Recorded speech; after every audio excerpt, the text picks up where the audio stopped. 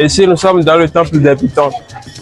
Et dans ce temple, la divinité qui est vénérée, on l'appelle Hweda Dangbe. C'est un piton royal. Et c'est la divinité des Hweda.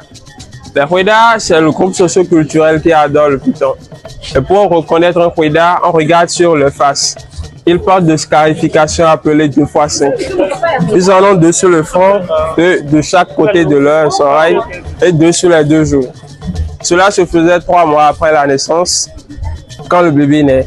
Mais aujourd'hui, les choses ont changé, beaucoup de choses ont évolué. Ce qui fait que vous verrez des Hweda qui auront les marques aujourd'hui et d'autres qui n'en font même pas emporter. Dans ce temple, le nom du piton, on l'appelle Dangbe. Il n'y a pas que dans le temple, on appelle le piton Dangbe. Et il y a son mâle et sa femelle. Le piton mâle est appelé Dangbe Kpong parce que Kpong en fond c'est ce qui est court. Le mâle il est plus court et la femelle elle est plus grande. Tout le dret qu'on dit. Donc Dangbe dret pour la femelle, Dangbe Kpong pour le mâle.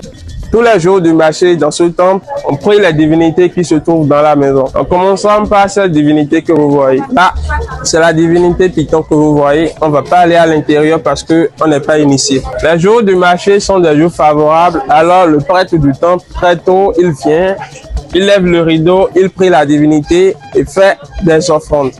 L'offrande est souvent composée d'huile rouge et de la farine de maïs écrasée. Nous ne sommes pas initiés, raison pour laquelle on n'ira pas à l'intérieur. Et avant d'aller à l'intérieur, les initiés ne doivent pas porter de chaussures ou de chapeau pour aller dedans parce que c'est du sacré. On parle du vaudou, on parle de pureté.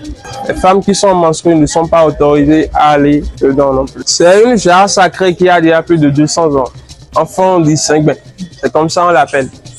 Il y a une cérémonie qui a lieu tous les 7 ans. Pour cette cérémonie, cette jarre que vous voyez, elle est mise à l'entrée du temple. On désigne 41 filles vierges pour remplir la jarre. Donc, toutes nouées de pagne au niveau des seins. Elles vont chercher de l'eau sacrée au marigot et quand elles reviennent, c'est pour remplir la jarre. Après, 41 prêtres vaudous de différents temples dans la ville de Ouidah vont chercher des feuilles sacrées qu'on va triturer dans l'eau.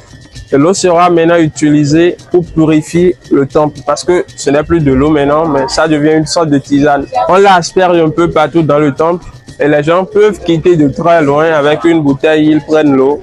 Et une fois à la maison, ils l'aspergent. Enfin, on dit, et non foufoué. Voilà comment ça se passe.